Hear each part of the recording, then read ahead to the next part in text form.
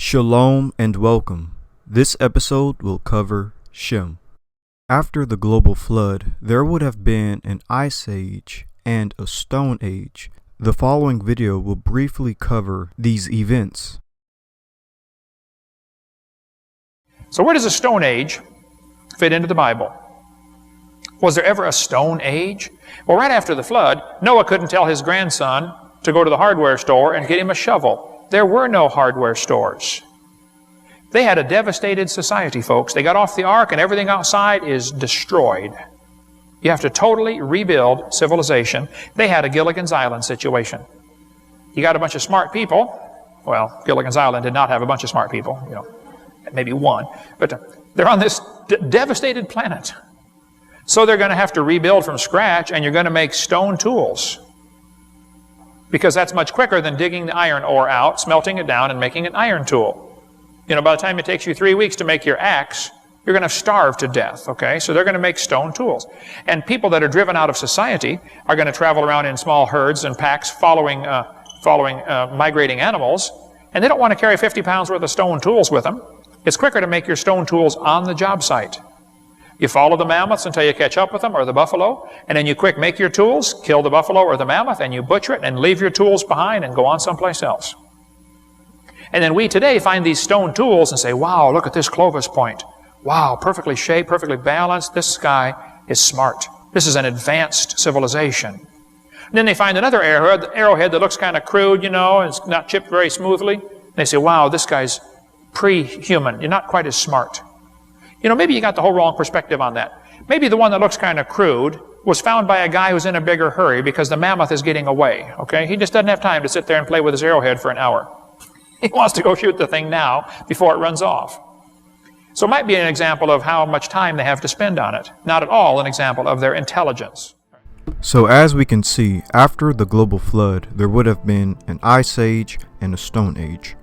I have various ages for the earth. 2 old earth ages that place the age of the earth over 100,000 years old. 2 median earth ages that place the age of the earth over 50,000 years old. And 2 young earth ages that place the age of the earth over 20,000 years old. Now for my personal opinion for the age of the earth, I have 3 simple theories for an old earth, median earth, and a young earth. For an old earth, creation was long before 100,000 years ago, and the flood was around 100,000 years ago. Basically, the post-flood event for an old earth was 100,000 years ago, the mass extinction event. For a median earth, creation was long before 20,000 years ago, and the flood was before the last glacial maximum. Basically, the post-flood event for a median earth was 20,000 years ago, the last glacial maximum. For a young earth, creation was long before 12,000 years ago, and the flood was before the young Darius. Basically, the post-flood event for a young earth was 12,000 years ago, the young Darius. But within all of my timelines, these 2 eras remain, the Mesolithic era and the Neolithic era.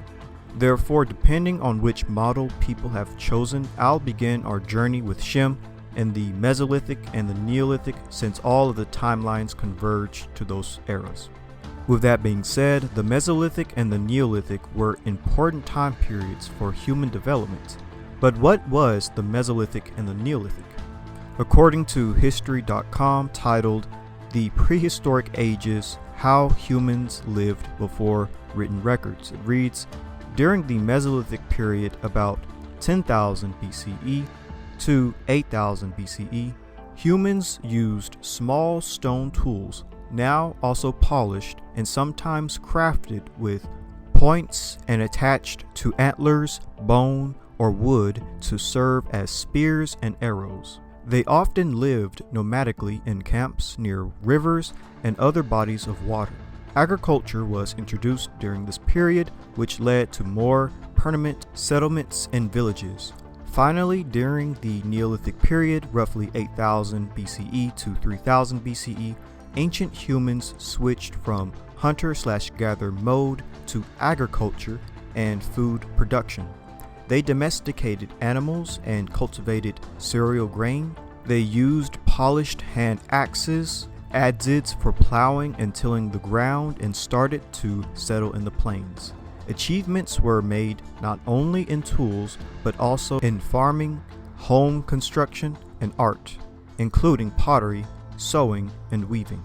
The Mesolithic and the Neolithic are important Stone Age periods in human history because during these periods, humans began to develop rapidly, and shortly after the Mesolithic and the Neolithic, we entered the Copper Age and the Bronze Age, which is the beginning and height of ancient civilizations such as Egypt and Africa, Sumer in Mesopotamia, Greece and the Balkans, the Hittites in Anatolia, the Indus Valley Civilization in South Asia, and the Akkadians in Mesopotamia, as well as many other Bronze Age civilizations, all owing their thanks to their ancient ancestors in the Mesolithic and Neolithic era. With that being said, we must ask this important question. What Stone Age population could best represent the earliest descendants of Shem? Basically, what Stone Age population could best represent the ancestors of Semites? Because remember, after the flood, there would have been an Ice Age and a Stone Age. So what ancient people could best represent these descendants of Shem during the Stone Age? With that being said, there are perfect papers that answer this question. Perhaps the best paper that can help us with this investigation is titled Materials and Language, Pre-Semitic Root Structure Change, Concomitant with Transition to Agriculture. And it reads, materials and language have evolved together. Thus, the archaeological dating of materials possibly also dates the words which name them. Analysis of Proto-Semitic material terms reveals that materials discovered during the Neolithic are uniquely triconsonantal, whereas biconsonantal names were utilized for materials of the Stone Age. This establishes a major transition in pre-Semitic language structure, concomitant with the transition to agriculture. Associations of material names with other words in the Proto-Semitic lexicon reveal the original context of material utilization. In particular, monosyllabic 2C names are associated with a pre-Natufian cultural background more than 16,500 years ago. Various augments introduced during the Natufian and perhaps even more intensively during the early Neolithic were absorbed into the roots, tilling the equilibrium from 2C towards 3C roots, and culminating in an agricultural society with strictly triconsonantal language morphology. The Proto-Semitic lexicon is highly suitable for addressing this problem. It postdates the transition to agriculture, yet is not too temporally distant for the hunter-gatherer lexicon to have been completely forgotten. Possibly then, it contains contributions from both civilizations. Proto-Semitic is based on some of the oldest documents in human history, which leads to reliable reconstructions. Yet it belongs to an era before the rise of the big empires, which mixed up populations and their languages. Proto-Afroasiatic, an older proto-language from which the Afroasiatic language families have evolved, might also be relevant to our discussion. In parallel to developing their communication skills, humans harnessed new materials and developed methods for processing them. The study of the history of chemistry and technology reveals the long and tortuous path involved in this endeavor. New materials evidently require new words for describing them. A main goal of the present work is thus to correlate Proto-Semitic material names from before and after the transition to agriculture with recent archaeological data. Also shown below, this reveals a major change in linguistic structure, in which biconsonantal 2C material names refer only to materials already known in the Old Stone Age, whereas materials discovered as of the Neolithic, have only triconsonantal 3C names. In addition, we discussed the likely characteristic of the hunter-gatherer language that predated the transition, and suggest the schematic model for its development presented in Figure 1. So here is Figure 1, a model for the pre-Semitic language chronology and its relation with the corresponding archaeological periods in the southern Levant. So during the Upper Paleolithic and the pre-Natufian and Epi-Paleolithic, this was the geometric Kebaran culture. And looking at the pre-Semitic language chronology, we see that it was monosyllabic 2C. During the Natufian period, early Natufian and late Natufian, it was multisyllabic 2C. And during the pre-Pottery Neolithic, PPNA, PPNB, and PPNC, there was a transition. Then we enter the Pottery Neolithic with 3C, and then finally we enter the Chalcolithic, the Copper Age, where we finally get to Proto-semitic, PS, Proto-semitic. And again, we're looking at Figure 1, a model for the pre-Semitic language chronology and its relation with the corresponding archaeological periods in the southern Levant. Proto-Semitic stems from Old Stone Age pre-Semitic populations within the southern Levant, such as the Kerbian and the Natufian. Prehistoric chronology is geographically independent. In present work, it is based on the prehistory of West Asia and particularly the archaeology of the Levant.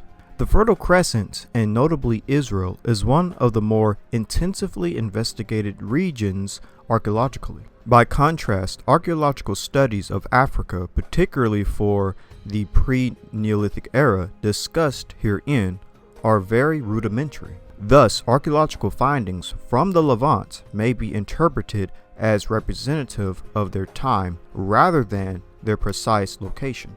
More fundamentally, the Levant is unique in hosting the Natufian culture circa 15,000 through 11,700 BP.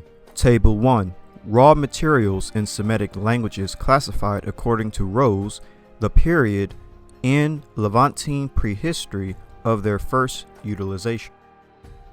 This is Table 1, and at the top row there's materials, then there's Biblical Hebrew, BH, then there's Akkadian, 2C, and 3C.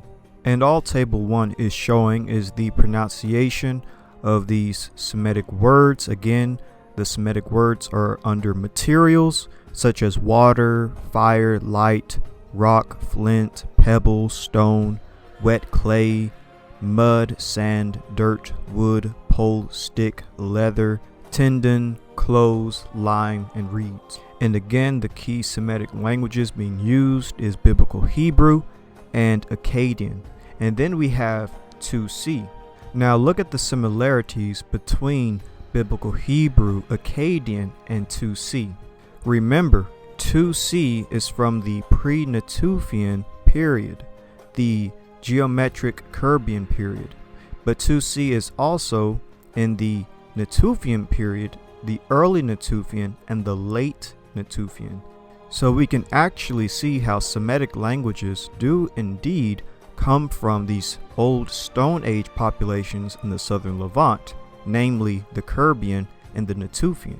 Again, look at 2C, which is pre-Natufian and Natufian, and then look at the Akkadian and Biblical Hebrew when it comes to the materials, when it comes to the words and the pronunciations.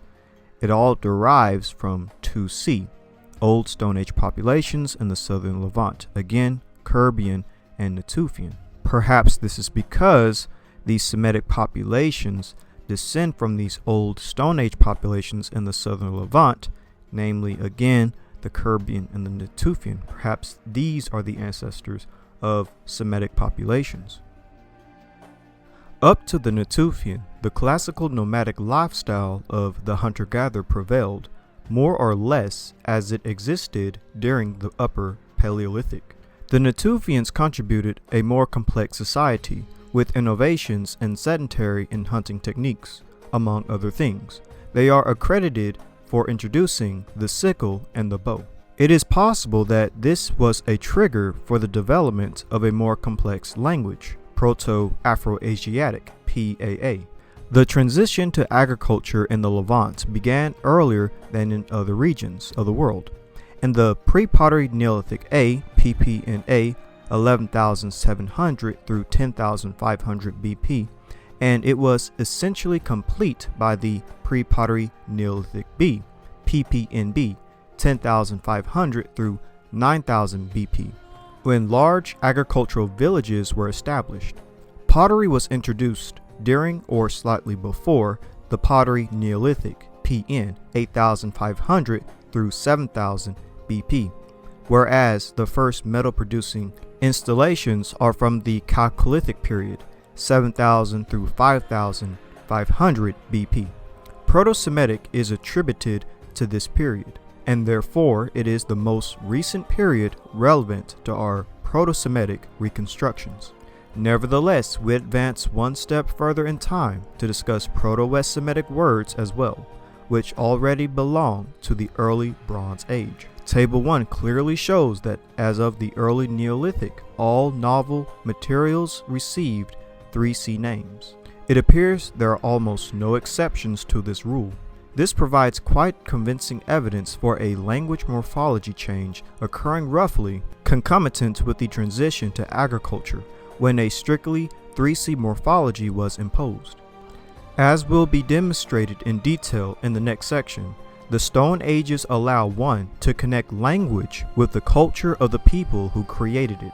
Indeed, certain associations are meaningful and understandable only in light of the background of their period of inception, whereas at later periods the connection may have been totally forgotten. When implemented based on varied archaeological evidence, this provides an additional useful means of dating words, supporting the supposition that the 2C words in the Proto-Semitic lexicon were coined before, in fact, long before the transition to agriculture. In this section, we discuss Proto-Semitic and Proto-West Semitic names of materials whose use goes back to the Old Stone Age. These tend to be of 2C morphology, and their Stone Ages can consistently be understood as based on the hunter-gatherer way of life. Just as a disclaimer, I'm only going to read one, but check out the paper if you want to read all of the other names, material names that connect with pre-Neolithic and Proto-Semitic. Water and fire have been two basic elements of human survival since the dawn of prehistory. The substance water, Proto-Semitic me or mai, has a unique and universal 2C name in all Semitic languages. Flint is abundant in the Middle East and North Africa, but not in East Africa, from where modern humans are believed to have originated. The rock-flint association is found both in Semitic and Berber, implying knowledge of the natural occurrence of flint within limestone sediments. Thus, the ancestors of Berber and Semitic speakers must have lived in a region where flint was available in Cretaceous rocks.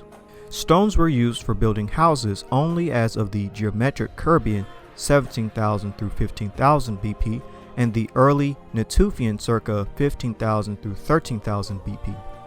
The weak root bin, build, is attested in all Semitic languages. Thus, it is possibly an extension of the root underlying bin, stone. Such a development must have occurred before the bin or bin transition, hence bin is possibly a Kerbian or Natufian innovation.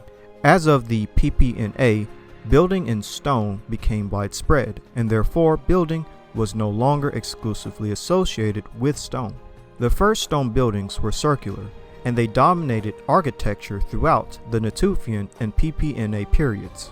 A rather abrupt and complete transition to rectangular houses occurred with the establishment of the larger PPNB villages. A fine example for this transition, around 10,500 BP, is found in Syria. Thereafter, round houses were seldom constructed. Interestingly, Proto-Semitic contains several 2C roots for round/circle, such as gul and der, but none for square. This attests to a special affinity that the hunter-gatherer culture may have had with circular geometry. From the root der, we have Arabic dar, house, dwelling. Its sole cognate in the Hebrew Bible, dor, Isaiah chapter 38, verse 12, is often interpreted as a circular tent camp. Yet this verse in Isaiah contrasts dor as a symbol of longevity with an ephemeral shepherd's tent. Thus, dor must be a stable house, not a tent, and this is likely also the origin of the village names Dor and Endor in Israel. The Akkadian cognate duor means circular city, wall, a sturdy construction which is not movable like a tent. The common denominator for a reconstructed Proto-Semitic dar would be a house with solid round walls. A reasonable explanation is that this term used to denote the Natufian roundhouse until circa 10,500 BP. As this structure disappeared, the term was borrowed to denote a round wall in East Semitic and a permanent dwelling in West Semitic. Possibly then, dar dates back to the inception of the round architecture, 16,500 BP, when a new terminology was required to differentiate it from the brush huts which prevailed during the Upper Paleolithic. The round house is so characteristic to the Natufian/PPNA Levant that the above interpretation implies, if correct, that pre-Semitic speakers have occupied the Levant at least as of the Epi-Paleolithic period. It may thus seem counterintuitive that archaeologically reveals that limestone, Proto-West Semitic, gur, predated gypsum utilization. Figure 3a shows a 16,500-year-old flint blade from a geometric Kerbian site in northern Sinai. So this is figure 3a and b, and at the top A is gur limestone, which is found only within the Levant. And remember, this limestone flint blade was from the geometric Kerbian site in northern Sinai, and this was an ancient culture of people who lived in the Levant. Many of their words and terminology becoming the Proto-Semitic languages of the early Bronze Age. And again, all of this originates in the Levant with the Kerbian Natufian cultures, the Stone Age cultures from 16,000 years ago to 10,000 years ago. These populations are the predecessors to the Semitic tongue, and perhaps even the Semitic people. Subsequently, early Natufians utilized lime plasters in building, as evidenced by the lime kiln found in Hayanum Cave, West Galilee, Israel, 14,000 BP. The fact that both terms connected with the lime processing and utilization, Proto-West Semitic gur and Proto-Semitic chur, are 2C is in accord with the archaeological evidence for the early introduction of lime kilns in the early Natufian or even Kerbian periods. As figure 3b shows, there was a clear geographic separation between lime plasters in the Levant and gypsum plasters in Mesopotamia during the PPN. The absence of an East Semitic cognate for lime, Proto-West Semitic gur, in this case may be due to the fact that lime was not frequently used in Neolithic Mesopotamia, and this word thus underwent rapid replacement. Earlier suggestions that West Semitic chur is an Akkadian loanword have recently been rejected, thus leading to better agreement with the archaeological findings of lime kilns in the Levant. The denomination of Quan from Qua'an parallels the suggested denomination of Ben, to build, from Ba'un, stone, and hence it should tentatively be assigned to the same period geometric Kerbian/Natufian. This period, which followed the last glacial maximum, LMG circa 25,000 BP, saw the receding of Lake Listen that connected the Dead Sea with the Sea of Galilee during the LMG. Reeds might have proliferated in the marshes left behind the drying lake, possibly resulting in increased reed utilization as manifested by the above Stone Age. Another Proto-Semitic word for clothes, kisut, is considered to originate from the Proto-Semitic word kis, cover, with the feminine ending t.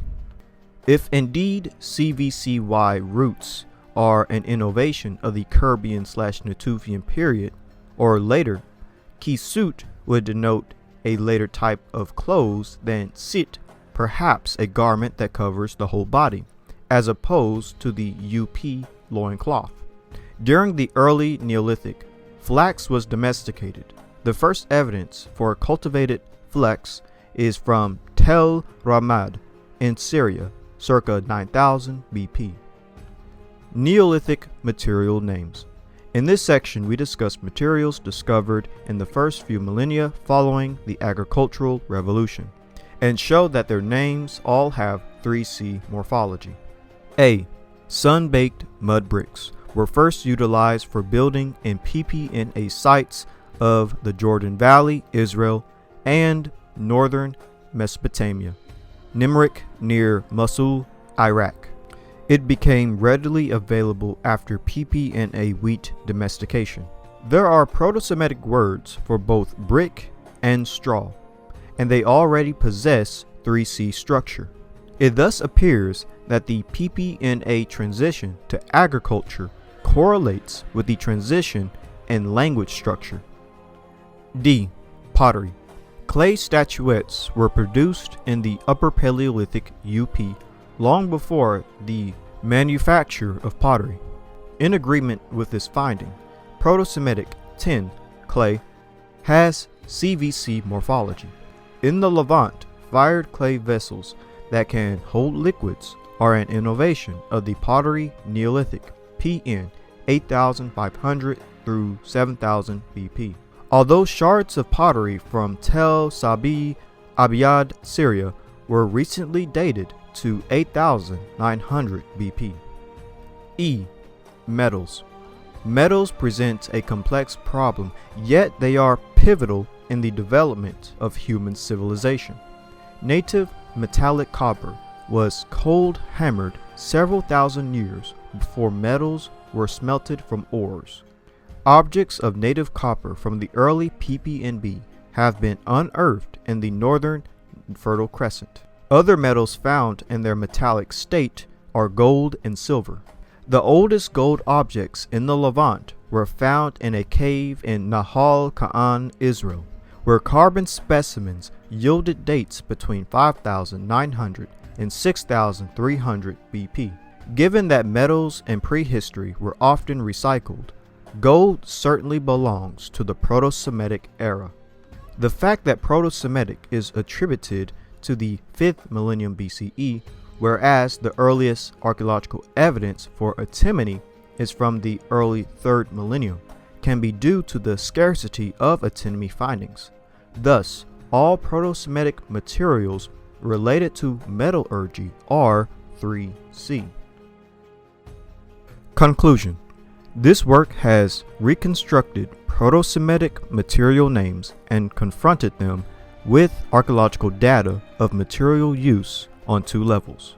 First, the 2C versus 3C morphology of material names was correlated with the date of their inception. Here, a striking correlation was found. All material innovations of the Neolithic period have 3C structure. All 2C material names refer to materials that were utilized from the Old Stone Age onwards. Lime, perhaps the last material to be given a 2C name, was introduced 16,500 years ago. Although some pre-Neolithic materials, such as skin, have both 3C and 2C names, which we attribute to a word replacement process, they have all preserved a 2C name. Second, we used associations between 2C roots to project further into the past. Thus, the Zur association between flint and rock suggests a culture in which stone was not used for building. The Dar association between circular stone house and round suggests that the term round was in the lexicon before the first stone houses were built. The Gar association between lime and fire suggests that the term for fire preceded the discovery of lime. Both roundhouse building and lime production are innovations of the geometric Caribbean period from around 16,500 BP. These examples thus consistently point to words of monosyllabic CVC morphology as characterizing languages during the pre-Caribbean period. Furthermore, words such as dor round and gur fire may date back to the Upper Paleolithic period, if indeed they gave rise to other CVC nouns almost 17,000 years ago. These considerations lead to the pre-Semitic chronology depicted in Figure 1. And just a reminder, Figure 1, a model for the pre-Semitic language chronology and its relation with the corresponding archaeological periods in the southern Levant.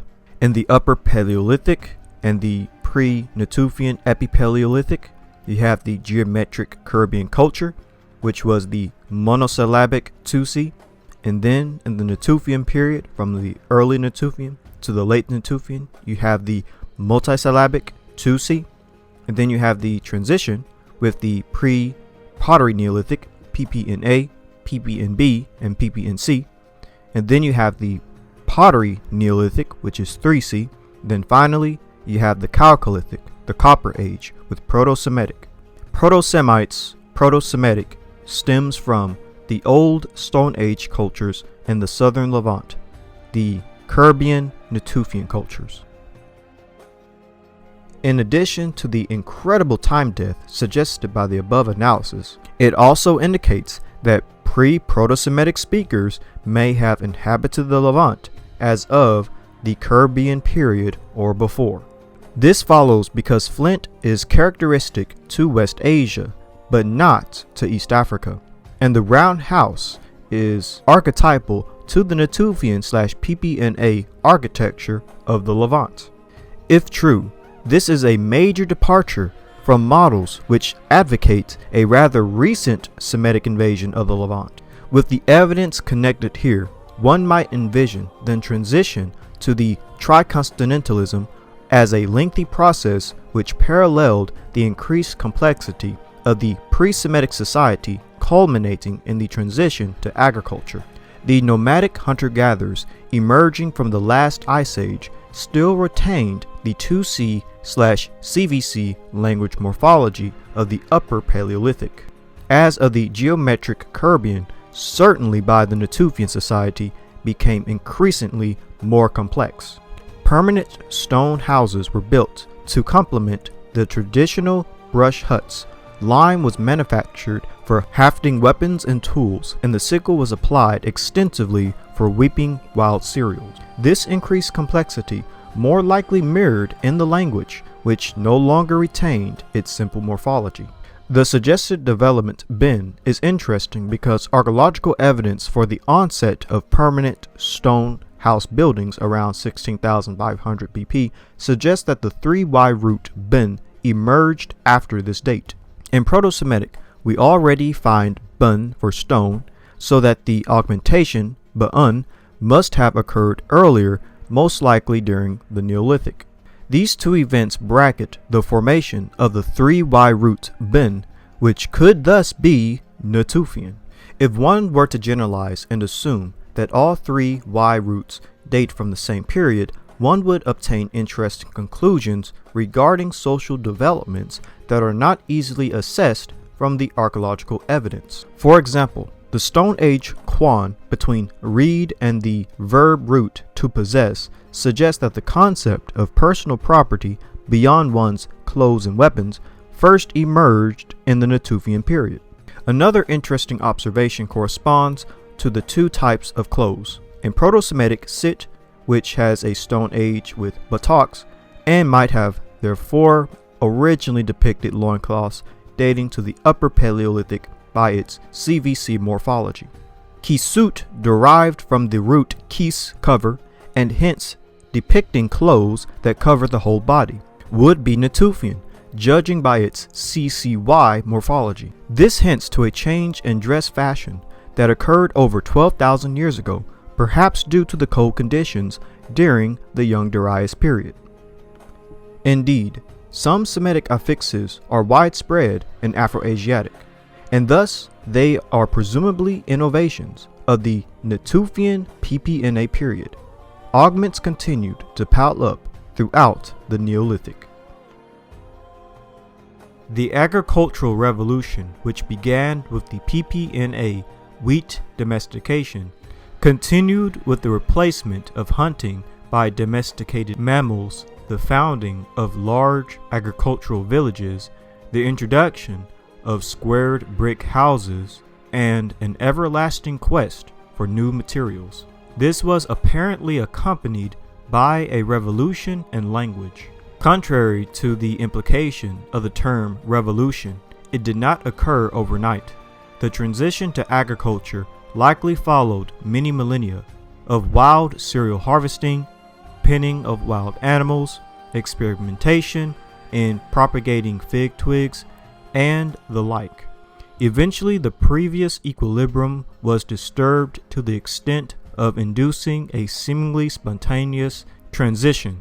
Analogously, the transition to tree continentalism did not occur overnight. It likely followed many millennia of experimentation in more complex linguistic forms, such as various augments. As these became absorbed into the root, the equilibrium between 2C and 3C words was disturbed, and the stage was set for a new language structure. The correlations revealed in this study suggest that the transition to agriculture, one of the most dramatic divergences in human lifestyle throughout prehistory, was the final catalyst that brought about a period of dramatic language development, creating within a few thousand years a distinctively different language structure.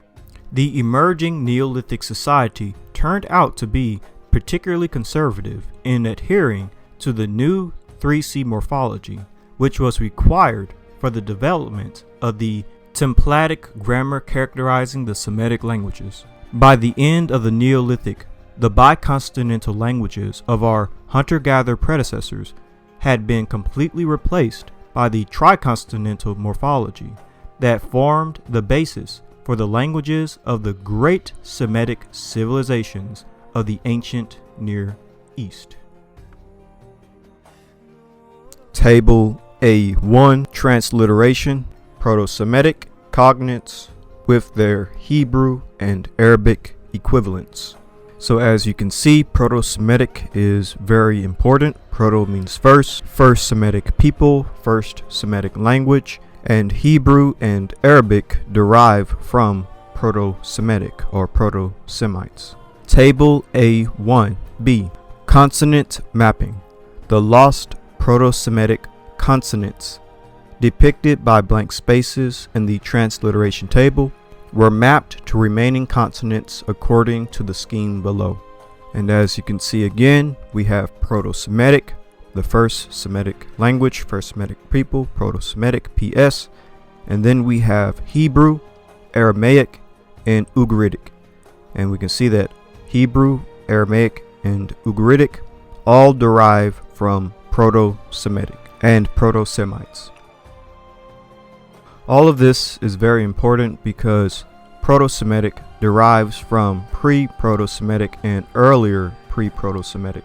Our main focus was on pre-Proto-Semitic because from these pre-Proto-Semites will come the Proto-Semites, and all terminology in pre-Proto-Semitic evolved in Proto-Semites, their descendants. Then from Proto-Semitic or Proto-Semites, we get all of the Semitic languages and Semitic people groups that we are familiar with today.